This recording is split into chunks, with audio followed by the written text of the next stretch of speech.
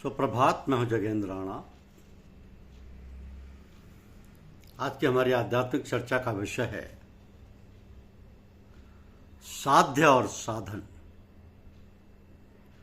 साध्य और साधन।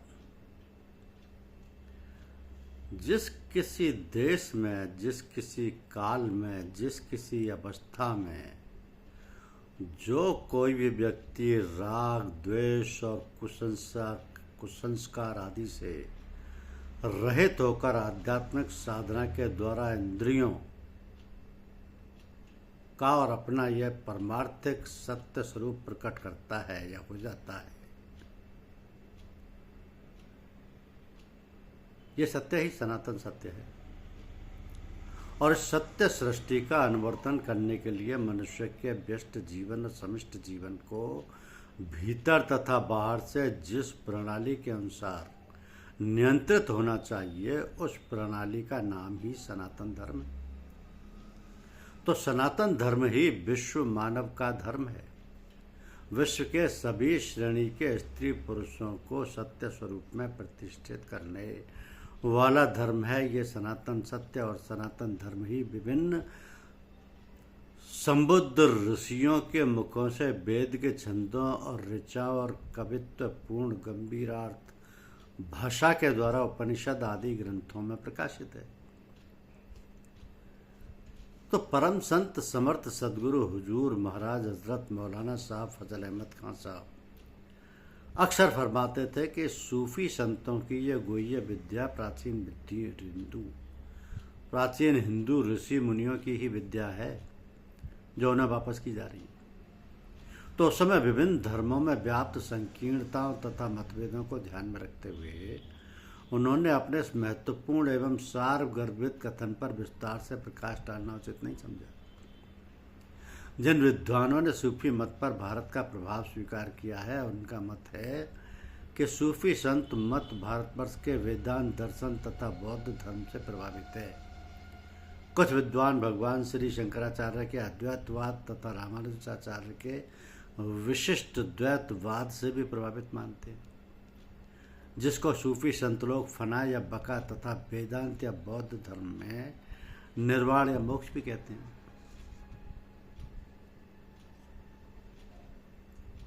तो सप्त भूमिकाएं होती हैं आध्यात्म की। यह आध्यात्म की सप्त भूमिकाएं होती हैं: शुभेच्छा, शुभिचारणा, तनुमानसा, सत्वपति, असंशक्ति, पदार्थ भावनी और तुरीयगा। अब इन स्थितियों को समझिए कि शुभेच्छा के माने चराचर संसार में जितने प्राणी हैं उसमें मनुष्य का जन्म होना दुर्लभ है। ईश्वर कृपा ही जिसकी प्राप्ति का कारण है। ऐसे वे मनुष्यत्व, मुमुक्षत्व यानी मुक्त होने की इच्छा और महापुरुषों के साथ ये तीनों ही दुर्लभ हैं।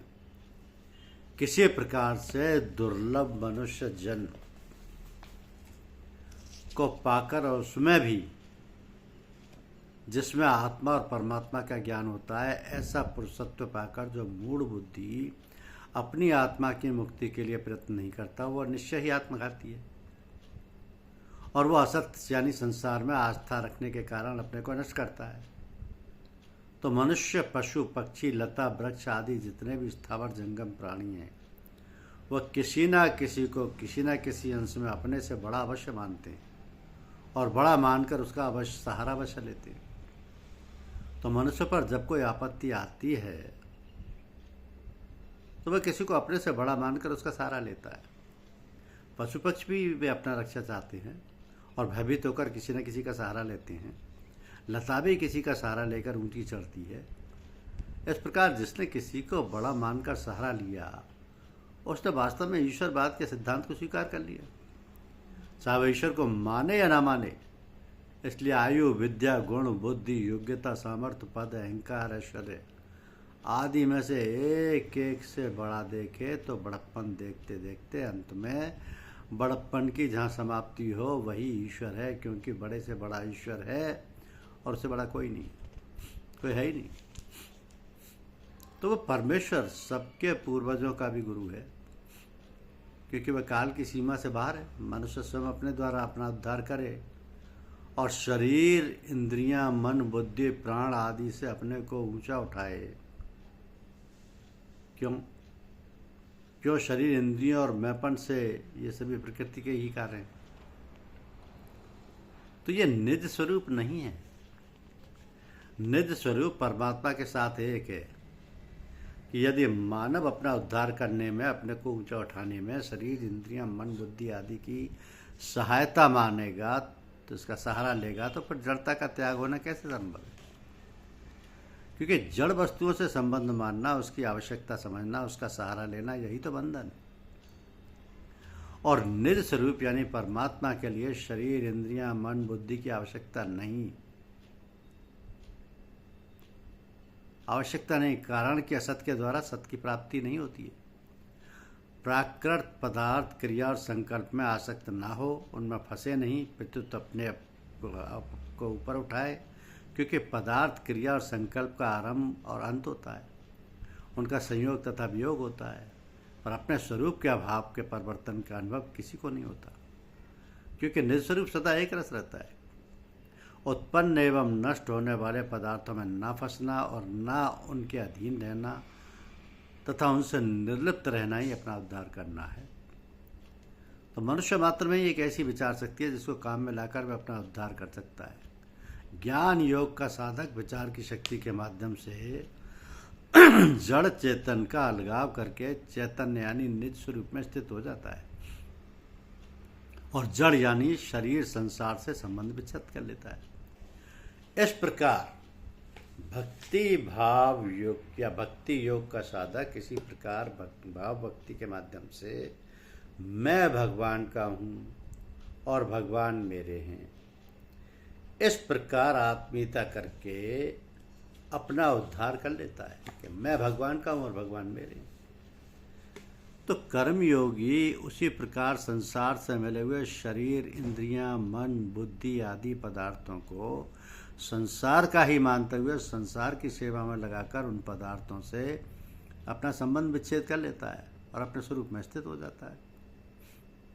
अब विचार शक्ति का अर्थ है कि मैं शरीर नहीं हूँ, क्योंकि शरीर परिवर्तनशील है और मैं वही नित्य और शाश्वत तथा अपरिवर्तनशील चैतन्य यानी आत्मा हूँ। वह व्यक्ति आप ही अपना शत्रु है जो अपने द्वारा अपना उद्धार नहीं करता। जिसने आपसे अपने आप को जीत लिया है उसके लिए वह व्यक्ति आप ही अपना बंधु है। जिसने अपने आप को नहीं जीता, ऐसे वह मन बुद्धि को अपना मानने से स्वरूप स्थित का अनुभव नहीं कर पा रहा है, जिसके कारण इसका कारण मानव के मन में अनंत भाव, वासना और कामनाओं का स्थित होना है। अतः मानव का मन अनंत वासना और कामनाओं का केंद्र है। एक के बाद दूसरी और दूसरे के बाद तीसरी इच्छाओं की उत्तरोत्तर वृद्धि होती चली जाती है। इसके बाद भी मानव सुख इसके बाद भी मानव सुख, शांति और आनंद की इच्छा करता है और शांति और आनंद की कमी धन यानी लक्ष्मी से प्राप्त करना चाहता है। कभी सम्मान और पद प्रतिष्ठा प्राप्त करना चाहता है, तो कभी अनंत वैभव और ऐश्वर्य से प्राप्त करना चाहता है। मगर धन, सुंदर स्त्रियों, सम्मान, पद प्रतिष्ठा और वैभव एवं ऐश्वर्य को प्राप्त करके भी वो सुख एवं शांति की तलाश में रहता है। तो मनुष्य बचपन से ही सुख और शांति का इच्छुक है। वो जब छोटा बच्चा होता है तो उसके आनंद का केंद्र खेलने के लिए खिलौने, और जब इसमें भी कुछ बड़ा होता है तो उसके आनंद का केंद्र परीक्षा की डिग्री। वो तन मन धन से डिग्री प्राप्त करने में लग जाता है, और जब पढ़ लिख कर योग्य बन जाता है तो उसके आनंद का केंद्र अच्छी नौकरी हो जाती है। अच्छी नौकरी को प्राप्त कर वह सुंदर पत्नी के साथ विवाह करने की तलाश में लग जाता है, और जब उसका विवाह हो जाता है तब वह छोटे छोटे बच्चों के मोह में पड़ जाता है। तो उसके आनंद का केंद्र छोटे छोटे बच्चे हैं। अब बाबू ऑफिस में बैठा है, घर से फ़ोन आया कि तुम्हारे घर में आग लग गई है। बाबू दौड़ता है, वह घर जाता है, देखता है उसके 2 बच्चे घर के भीतर फंस जाते हैं।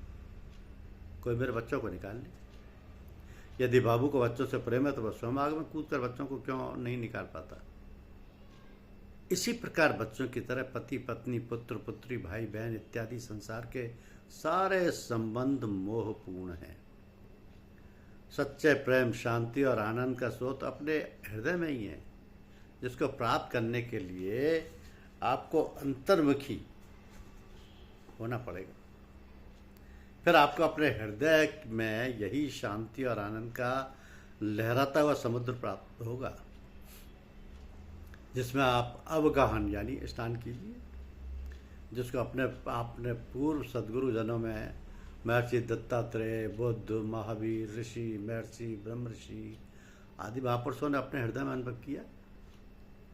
तो उपरोक्त शांति और आनंद के लहराते हुए समुद्र में अवगाहन करने के लिए हमें शुभेच्छा, परमात्मा को प्राप्त करने की उत्कट अभिलाषा का जागरण आवश्यक है, जो बिना जन्म जन्मांतरों के पुण्य के प्रभाव से नहीं प्राप्त हो सकती। इसलिए विशुद्ध सतोगुण एवं पूर्ण अंतःकरण में ही परमात्मा को पाने की उत्कृष्ट अभिलाषा पैदा होती है। यद्यपि अंतःकरण के अनुरूप ही श्रद्धा को परमात्मा प्राप्ति की इच्छा होती है, अर्थात जैसा अंतःकरण होता है उसमें सात्विक, राजस और तामस जैसे संस्कार होते हैं, उन संस्कारों के अनुरूप ही श्रद्धा उत्पन्न होती है। अब परमात्मा है, उसे प्राप्त करना है, इसी का नाम श्रद्धा है। यद्यपि मनुष्य की सांसारिक प्रवृत्ति संसार के पदार्थों को सच्चा मानने, देखने, सुनने और भोगने से होती है, तथा परमार्थिक प्रवृत्ति परमात्मा में श्रद्धा करने से होती है। तो जिसे हम अपने अनुभव से नहीं जानते, पर पूर्व के स्वाभाविक संस्कारों से, धर्मशास्त्रों से, संत महात्माओं से सुनकर पूज्य भाव सहित विश्वास कर लेते हैं, उसका नाम श्रद्धा है। तो श्रद्धा को लेकर ही आध्यात्मिक मार्ग में प्रवेश होता है। फिर चाहे वो मार्ग कर्मयोग का हो, चाहे ज्ञान योग का हो, फिर चाहे भक्ति योग हो या प्रेम योग का हो। तो साध्य और साधन हुए बिना आध्यात्मिक मार्ग में प्रगति नहीं होती। मानव जीवन में श्रद्धा की बड़ी मुख्यता है। मनुष्य जैसी श्रद्धा वाला हो वैसा ही उसका स्वरूप और उसकी निष्ठा है। वो आज वैसा ना दिखे तो भी क्या, पर समय पाकर वो वैसा बन ही जाएगा। आजकल साधक के लिए अपनी स्वाभाविक श्रद्धा को पहचानना बड़ा कठिन हो गया है, कारण कि अनेक मत मतांतर हो गए हैं। कोई ज्ञान की प्रधानता कहता है, कोई भक्ति की प्रधानता कहता है, कोई योग की प्रधानता कहता है। तो ऐसे तरह तरह के सिद्धांत पढ़ने और सुनने से मनुष्य पर उसका क्या असर पड़ता है, जिससे वह किम कर्तव्य विमूढ़ हो जाता है। वह सोचता है कि मैं क्या करूं, मेरा क्या वास्तविक ध्येय या लक्ष्य क्या है, मुझे किस दिशा में चलना चाहिए। ऐसी दशा में उसे गहरी रीति से अपने भीतर के भावों पर विचार करना चाहिए। संगति से बने हुए भाव, धर्मशास्त्रों के अध्ययन से बने भाव, किसी के सिखाने पर बने हुए भाव, सदगुरु के बताने से बने भाव, ऐसे जो अनेक भाव हैं, उन सबके मूल में स्वतः उद्बुद्ध होने वाला अपना स्वाभाविक भाव क्या है। मूलतः सबका स्वाभाविक भाव यही होता है कि मैं संपूर्ण दुखों से छूट जाऊं और मुझे सदा के लिए महान सुख प्राप्त हो जाए। तो ऐसा भाव प्रत्येक प्राणी के भीतर रहता है। मनुष्य में ये भाव कुछ जागृत रहता है, जिनमें पिछले जन्मों के संस्कार हैं और इस जन्म में वो जैसे माता पिता से पैदा हुए वैसे वायुमंडल में रहे, जैसे उनकी शिक्षा मिली, जैसे उनके सामने दृश्य आते गए, तो ईश्वर संबंधी बातें, परलोक तथा पुनर्जन्म संबंधी बातें, मुक्ति और बंधन के संबंध की बातें, सत्संग की बातें सुनते रहते हैं, पर उन सबका उन पर अदृश्य रूप से प्रभाव पड़ता है। इस प्रभाव से उनकी एक धारणा बनती है। तो धर्मशास्त्रों में संत महात्माओं से, तत्वज्ञ जीवन मुक्त आप्त पुरुषों से जो श्रद्धा होती है वह परमार्थिक श्रद्धा होती है। जिन मनुष्यों को धर्मशास्त्रों का ज्ञान नहीं है और संत महात्माओं का संग भी नहीं है, ऐसे मनुष्यों को भी पूर्व संस्कार के कारण परमार्थिक श्रद्धा हो सकती है। इसको हम कैसे जानेंगे कि ऐसे मनुष्यों के भीतर स्वाभाविक ये भाव होता है। ऐसी कोई महान शक्ति जो दिखती तो नहीं पर है अवश्य, कि दिल के आईने में है तस्वीर यार, जब जरा गर्दन झुकाई देख ली। बस गुरु की कृपा होनी चाहिए। धन्यवाद।